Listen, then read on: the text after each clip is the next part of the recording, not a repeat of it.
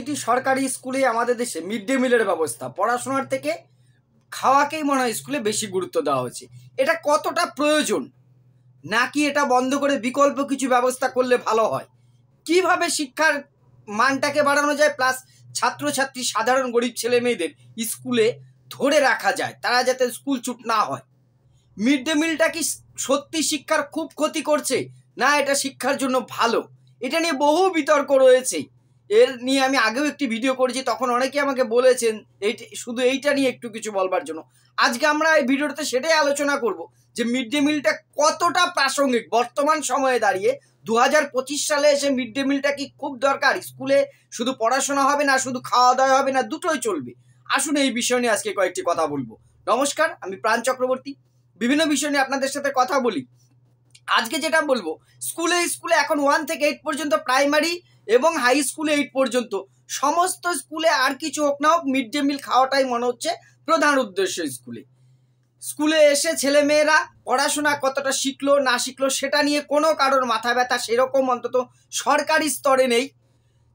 টিচারদের কাছ থেকে প্রত্যেকদিন রিপোর্ট চাওয়া হচ্ছে কতজন ছাত্র উপস্থিত হলো, সবাই মিড ডে মিল খেলো, তো ডিম রান্না হলো, আজকে সয়াবিন রান্না হলো, এটা হলো সেটা হলো, যেন স্কুলটা একটা লঙ্গরখানায় পরিণত হয়েছে।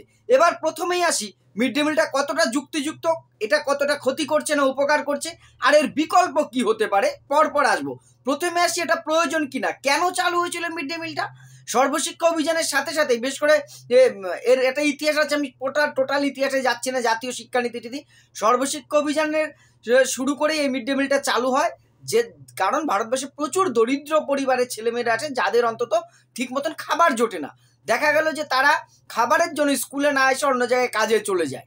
এই জন্য সরকার একটা সিদ্ধান্ত নিল যে স্কুলেই খাবারের ব্যবস্থা করবো। অন্তত খাবারের জন্যও যদি স্কুল আসে তাহলে 2-4টা জিনিস শিখলেও তো সে প্রতিদিন শিখবে।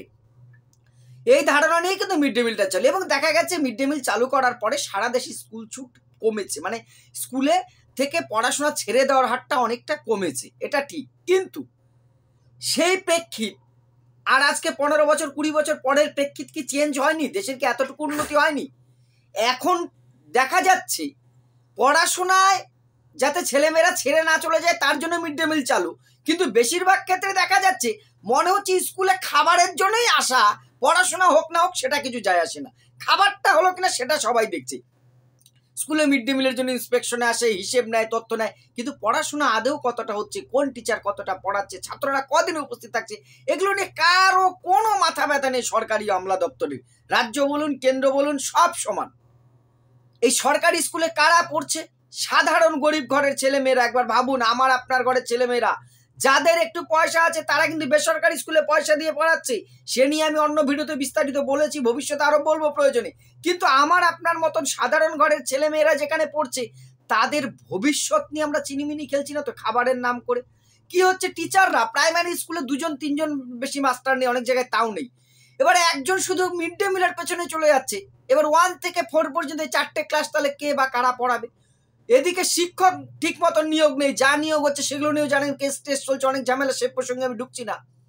তাহলে মিড ডে মিলের রিপোর্ট নিয়ে ব্যস্ত, আর খুব ন্যূনতম একটা খরচ দেয় ছাত্রদের খাওয়ার জন্য। চালটা সরকারি থেকে, সে চাল যদি আপনারা দেখেন সেই মোটা মোটা চাল, পারলে গোল হয়ে যায় ভাতগুলো, যেন এই ধরনের মোটা চাল আসে। তো অ্যালটমেন্ট নিশ্চয়ই সরকার এই ধরনের চাল করে না।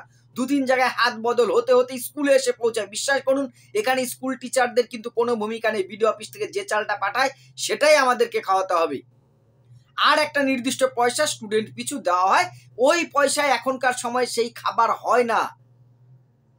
এইবার অনেক জায়গায় এটা নিয়ে অনেক প্রশ্ন আসে, দুর্নীতি ওঠে, নিশ্চয়ই আছে, সেটা সংখ্যায় কিন্তু কম আছে, এটা বন্ধ হওয়া উচিত। আমি সেটাই, শিক্ষকরা তো পড়ানোর জন্য আছেন, তারা কেন এই লঙ্গর খেলা চালাবেন? আমার প্রশ্নটা, ছাত্রদের খাবার দেওয়া তাতে আমার কোনো বিরোধিতা নেই, আমি তার পক্ষে।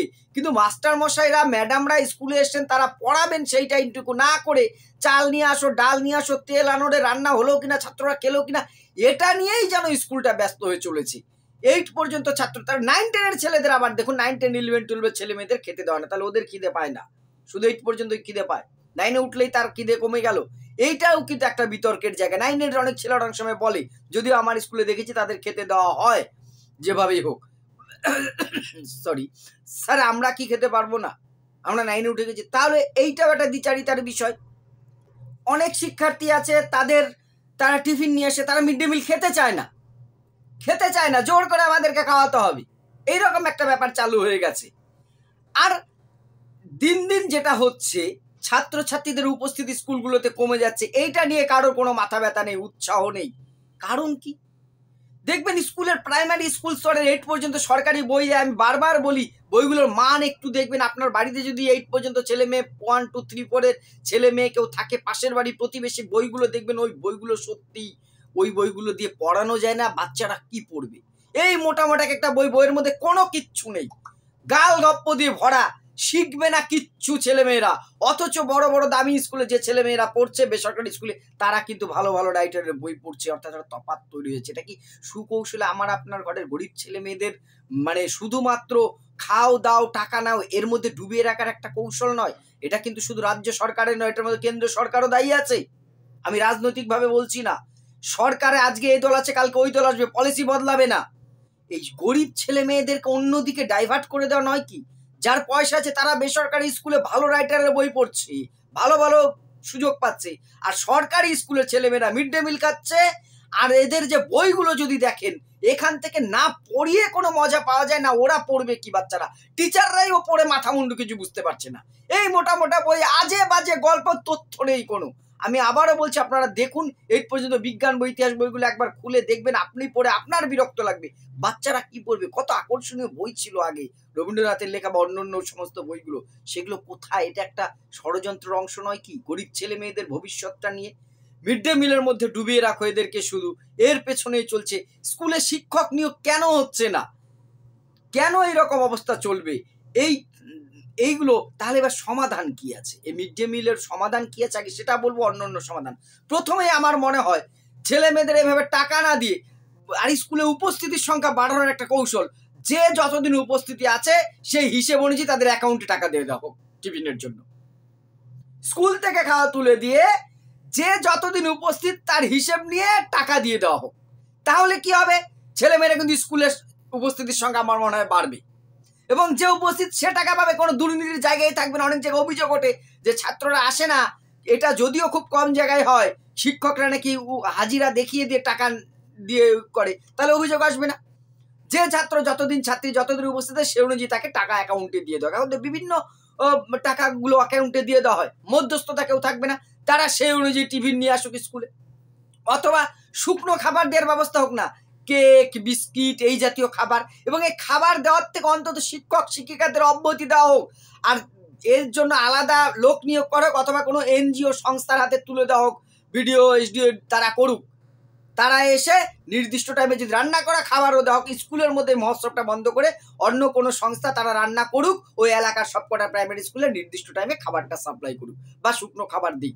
স্কুল থেকে এই রান্নার ব্যবস্থাটা আমার মনে হয় তুলে দেওয়াটা খুব দরকার। এতে পরিবেশে, আমি কিন্তু মিড ডে মিল বা খাবারের, কারণ আমাদের দেশে এখনো বহু মানুষ দারিদ্র্য সীমার নিচে আছে, তাদের ঘরের সন্তানটাই খাবারের উপর নির্ভর করে, আমি সবটা স্বীকার করছি। কিন্তু স্কুলের এই ব্যবস্থা না করে এটা অন্য কোনো সংস্থাকে দায়িত্ব দেওয়া হোক, তারা শুকনো খাবার বা রান্না করা খাবারটা স্কুলে এনে দিক, ছেলেমেয়েরা খাক।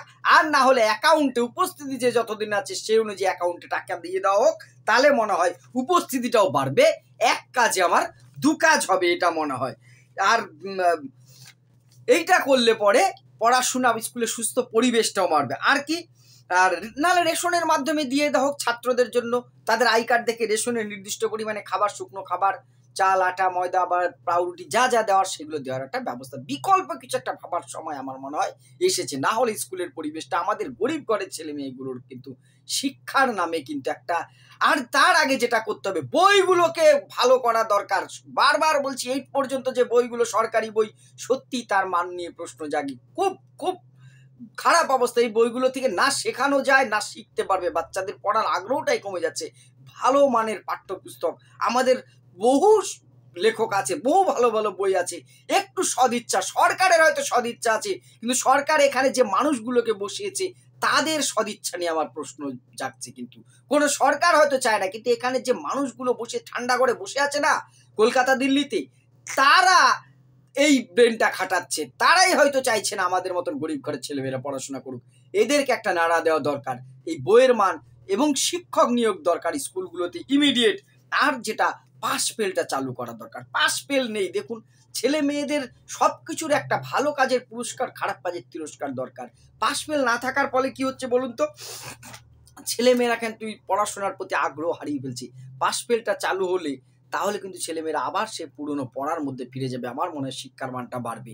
একটা বছর ফেল করলে হয়তো জীবনে একটা বছর নষ্ট হবে, কিন্তু পাস ফেল না থাকার জন্য হাজার হাজার লক্ষ লক্ষ ছেলেমেয়ে সারাটা জীবন পড়াশোনা নষ্ট হচ্ছে। আমার সাথে আশা করি আপনারাও একমত। পাস ফেলটা চালু করার দরকার, মিড ডে মিলটা রিভাইজ করার দরকার। না হলে আমাদের এই সরকারি শিক্ষা ব্যবস্থা সত্যিই বাঁচবে না।